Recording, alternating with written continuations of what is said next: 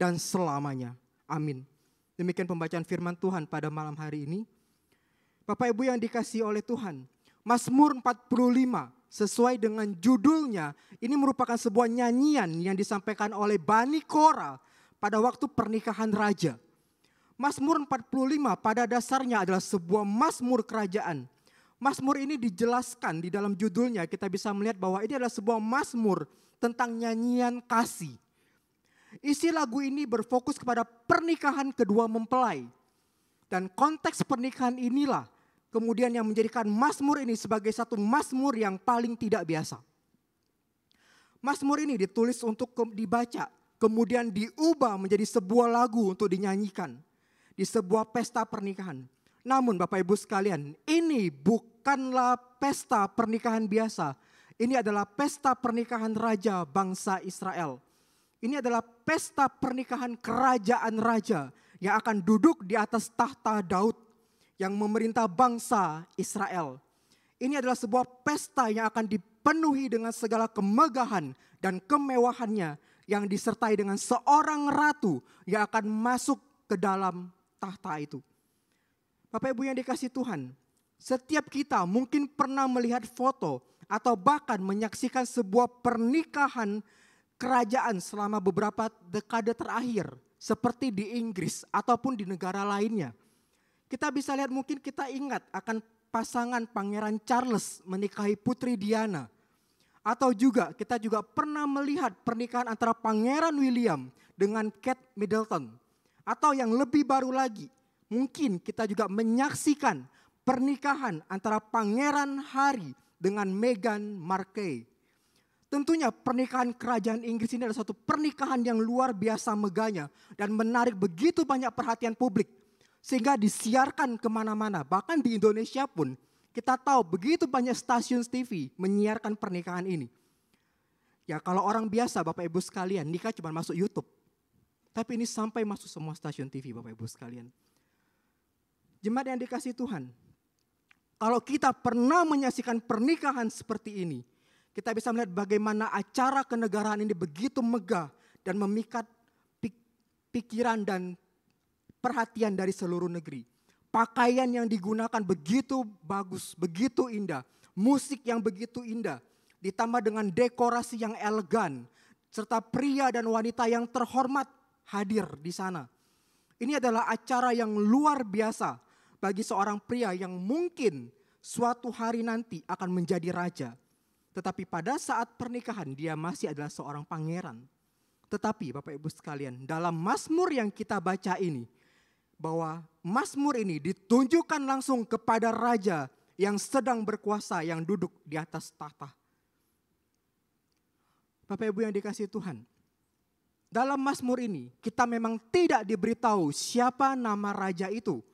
Kemungkinan besar mazmur ini digunakan sebagai puji-pujian pada saat pernikahan para raja-raja di Israel. Namun yang terpenting adalah mazmur ini menunjuk kepada raja tertinggi yang akan duduk di atas tahta Daud. Sehingga ada yang melihat bahwa mazmur ini juga ditunjukkan kepada Yesus Kristus. Jadi ketika kita melihat mazmur ini, maka kita harus mempertimbangkan kembali konteks aslinya dan penggenapan yang terakhir dalam Tuhan dan Juru Selamat kita. Bapak Ibu sekalian, ada penafsir yang melihat bahwa dalam konteks aslinya mazmur ini sama sekali bukan mazmur mesianik. Namun dalam konteks kekristenan awal dan dalam Yudaisme sebelum itu, mazmur ini menjadi sebuah mazmur mesianik yang sangat istimewa. Hal ini kita dapat temukan dalam surat Ibrani pasal yang pertama ayat 8 sampai yang ke-9. Di mana Mazmur 45 ayat 7 sampai 8 dikutip dengan referensi eksplisit kepada Yesus Kristus. Namun makna kedua ini kemudian meluas ke seluruh Mazmur ini. Sehingga tidak hanya di dalam dua ayat yang dikutip, dan Mazmur ini lebih jauh mengembangkan cara di mana penggambaran perjanjian lama tentang cinta dan pernikahan manusia dapat menjadi dasar atau sebuah alegori tentang Kristus dan gereja. Bapak Ibu yang dikasihi Tuhan, pada bagian awal Mazmur ini kita bisa melihat bagaimana pemazmur mencoba menampilkan dirinya sebagai seorang penyair istana. Dia mencoba untuk membacakan puisinya yang begitu indah pada saat pernikahan sang raja. Ada penafsir yang melihat bahwa komposisi puisi ini merupakan komposisi lisan, yaitu maksudnya adalah puisi ini dibacakan langsung secara lisan tanpa ditulis terlebih dahulu. Dan hasilnya baru kemudian dituliskan. Sehingga ini berbeda dengan dunia modern saat ini, di mana orang akan menulis terlebih dahulu, baru kemudian akan dibacakan. Dan dari Mazmur ini kita bisa melihat beberapa hal. Yang pertama, ada pujian yang disampaikan kepada mempelai pria kerajaan. Pujian yang pertama diberikan kepada mempelai pria kerajaan. Yang dipuji adalah ketampanannya. Tapi Bapak Ibu yang dikasihi Tuhan, ketampanan dalam hal ini tidak hanya berbicara mengenai ketampanan fisik. Karena nanti kita akan melihat di bagian berikutnya yang menjadi perhatian utama bukanlah ketampanan fisik. Maka objek ketampanan pertama dari raja adalah bibir raja itu. Bukan karena penampilan fisiknya. Karena raja adalah seorang yang diurapi dengan kasih karunia. Pengurapan itu menunjukkan pilihan, perkenanan, penetapan dan penyertaan Tuhan atas orang itu supaya ia dapat memerintah dengan baik. Karena raja adalah orang yang diurapi Allah, maka Allah berkenan hadir dalam hidupnya dan menuntun kehidupan raja tersebut. Dan dengan hikmat dari Tuhan, raja dapat berkata-kata dengan bijaksana, sehingga perkataan yang keluar dari raja adalah perkataan yang memberkati atau perkataan yang sangat baik. Bapak Ibu yang dikasihi Tuhan, dalam Mazmur ini, pemazmur juga menyerukan kepada raja untuk bersiap berperang, maju menyerang musuh dan meraih kemenangan atas bangsa-bangsa yang mengancam umat Allah. Namun dalam hal ini, raja tidak boleh berperang untuk merebut kekuasaan bagi dirinya sendiri. Tetapi sebagai seorang raja, ia harus berjuang demi kebenaran, kemanusiaan, dan keadilan. Jadi, ia berperang bukan untuk melakukan ekspansi terhadap kerajaannya. Sehingga dari sini pun pujian kembali diberikan oleh pemazmur kepada si raja ini. Sebagai seorang yang gagah dan perkasa, serta perbuatan-perbuatannya yang begitu luar biasa. Pemazmur memuji sang raja sebagai pilihan Allah bagi tata Israel. Allah telah memilihnya sebagai raja untuk menegakkan kebenaran dan keadilan. Sehingga dari nyanyian yang pertama ini kita bisa melihat pentingnya keelokan sang raja yang ditunjukkan dengan bertindak demi kebenaran, peri kemanusiaan dan keadilan melebihi keelokan fisik semata. Mazmur ini juga mengajarkan betapa pentingnya ketundukan dan hormat dari sang mempelai wanita kepada raja karena ia adalah tuannya. Tindakan mempelai pria yang didasarkan pada kebenaran, peri kemanusiaan dan keadilan diresponi dengan rasa hormat dan ketundukan dari mempelai wanita. Sehingga konsep yang sama juga dapat kita temukan di dalam surat-surat Paulus, khususnya dalam Efesus pasal 5 ayat 21 sampai yang ke-33 dan dalam Kolose pasal 3 ayat 18 sampai yang ke-19. Bapak Ibu yang dikasihi Tuhan, setelah pujian disampaikan kepada mempelai pria, maka yang kedua, pujian itu kemudian disampaikan kepada mempelai wanita. Dalam bagian ini kita dapat melihat bagaimana sang penyair mencoba untuk menangkap rasa kesepian dari seorang mempelai wanita ini. Dia mungkin rindu akan kampung halamannya, dia rindu akan keluarganya, dia rindu akan orang tuanya dan sahabat-sahabatnya di masa lalu.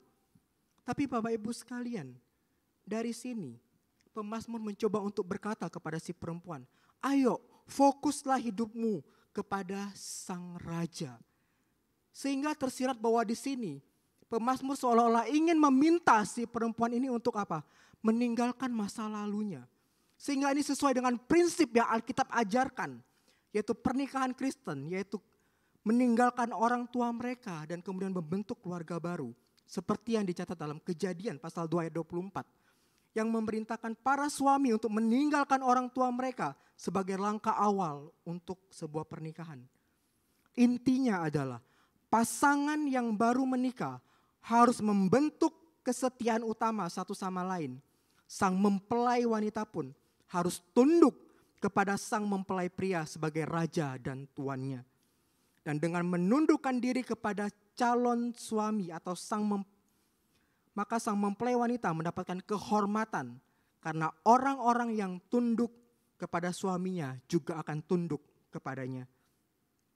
Dan dalam ayat 14 sampai yang ke-15, sang penyair kembali menunjukkan kualitas mempelai perempuan itu.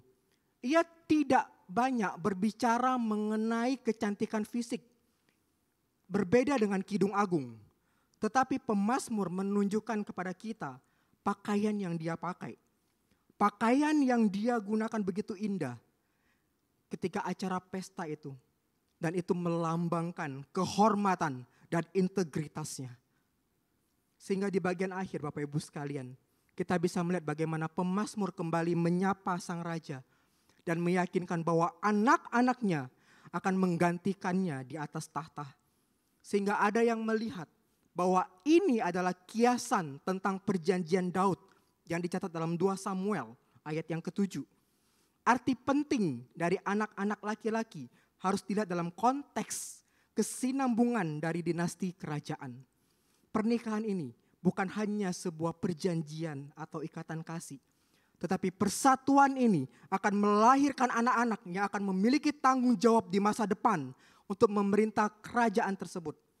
Sehingga ini adalah berkat utama daripada pernikahan tersebut. Dan generasi-generasi mendatang yang melaluinya kerajaan itu kemudian akan bertumbuh dan berkembang. Dan berkat usaha dari pemazmur, raja akan dikenang selamanya dan bangsa-bangsa akan menghormatinya. Bapak Ibu yang dikasihi Tuhan, seperti yang tadi di bagian awal saya katakan, bahwa di dalam konteks kekristenan awal, mazmur ini menjadi sebuah mazmur mesianik yang sangat istimewa.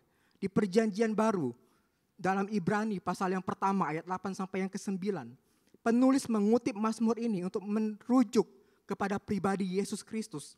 Artinya, mazmur ini bukan sekedar mazmur yang dinyanyikan dalam rangka pernikahan raja, tetapi juga menggambarkan tentang keagungan pribadi dan relasi Yesus Kristus dengan gerejanya. Semua karakteristik raja yang ada di dalam mazmur ini berbicara juga mengenai karakteristik Mesias yang digenapi dalam diri Yesus Kristus. Sebagaimana yang dinyatakan oleh penulis surat Ibrani, yang mengaplikasikan mazmur ini dalam keterkaitannya dengan hubungan antara Kristus sebagai mempelai laki-laki dan gereja sebagai mempelai perempuan. Oleh karena itu, ketika kita yang adalah gereja, yang adalah mempelai perempuan Yesus, maka yang harus kita lakukan adalah, yang pertama, kita harus menghormati sang mempelai pria itu, yaitu Yesus Kristus. Yesus adalah pengantara bagi kita. Dia telah dikukuhkan dalam jabatan itu. Ibrani 1 ayat 9 berkata demikian. Sebab itu Allahmu telah mengurapi engkau dengan minyak sukacita, melebihi teman-teman sekutumu. Ini merupakan kutipan yang diambil dari Mazmur 45 ayat yang ke-8. Yesus adalah raja dan pengantara yang telah Allah tetapkan bagi kita. Yesus di dalam kebenaran dan keadilannya telah menunjukkan kasih-Nya bagi kita yang adalah gerejanya dan umat pilihannya. Oleh karena itu, seharusnya kita pun harus menunjukkan kasih kita kepada Kristus di dalam ketundukan dan hormat kepadanya di sepanjang hidup kita. Dan sebagai bentuk penghormatan kita kepada Yesus yang akan dipersiapkan nantinya untuk menjadi mempelai Yesus yang kudus dan mulia, maka sudah menjadi bagian kita juga untuk kemudian memelihara kehidupan kita yang dengan menjalani hidup yang kudus dan mulia. Ingat bahwa dalam bagian ini fokus kita adalah kepada Sang Raja, yaitu Yesus Kristus yang akan sebagai mempelai pria itu. Dalam konteks pernikahan zaman sekarang Bapak Ibu sekalian, mungkin sebagian orang besar berfokus kepada mempelai wanita. Mempelai wanita mempersiapkan begitu banyak hal menjelang pernikahannya. Lalu kemudian ketika dalam ibadah pemberkatan dalam sebuah gereja, ketika kita melihat bahwa mempelai wanita itu masuk ke dalam gereja, maka semua orang akan berdiri, semua mata tertuju kepada dia. Dan perempuan itu masuk dengan menggunakan gaun yang begitu indah.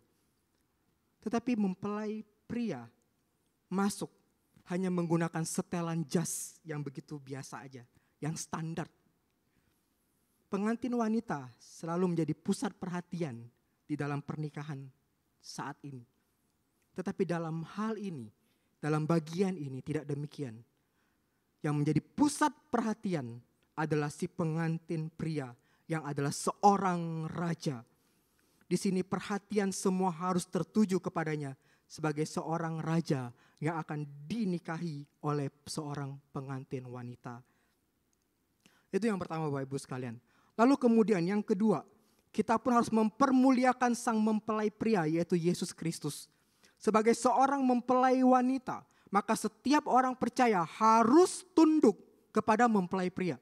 Ketaatan kita kepada Yesus merupakan hal yang sangat penting. Karena melalui ketaatan kita, justru kemudian kita bisa mengagungkan kebesaran Yesus. Kita tidak pernah dipanggil untuk mengagungkan diri kita sendiri. Tetapi tujuan kita adalah menunjukkan kepada kemuliaan, keagungan dan pujian bagi Yesus, Juru Selamat kita. Tentunya ini bertolak belakang dengan apa yang dunia tawarkan saat ini. Dengan pandangan dunia saat ini. Di mana dunia saat ini mengajak setiap orang untuk mendapatkan pengakuan bagi dirinya sendiri. Namun sebagai gereja, panggilan kita adalah untuk menyatakan kemuliaan Yesus. Semua hal yang kita kerjakan pada akhirnya untuk menyatakan kemuliaan bagi Kristus. Dan sebagai mempelai dan sebagai gereja, kita dipanggil untuk mengarahkan orang-orang lain kepada Yesus. Untuk mempermuliakan dia dan dengan sukacita. Bapak Ibu yang dikasihi Tuhan, kiranya gereja boleh terus melakukan dua hal ini dalam kehidupannya.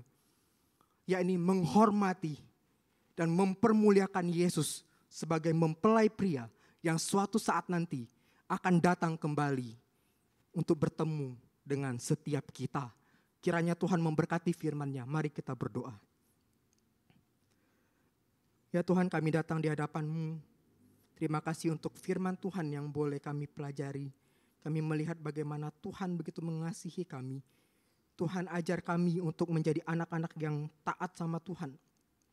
Dan selalu mempermuliakan hidup, mempermuliakan Tuhan dalam kehidupan kami hari lepas hari. Terima kasih ya Tuhan buat firman Tuhan pada malam hari ini. Sebentar lagi kami akan pulang, kiranya Tuhan pimpin sertai perjalanan pulang kami. Dan Tuhan juga boleh menjaga dan memberkati istirahat kami pada malam hari ini. Terima kasih ya Tuhan, kami berdoa, kami mengucap syukur hanya di dalam nama Tuhan Yesus. Amin. Bapak Ibu sekalian dipersilakan saat teduh, persekutuan doa.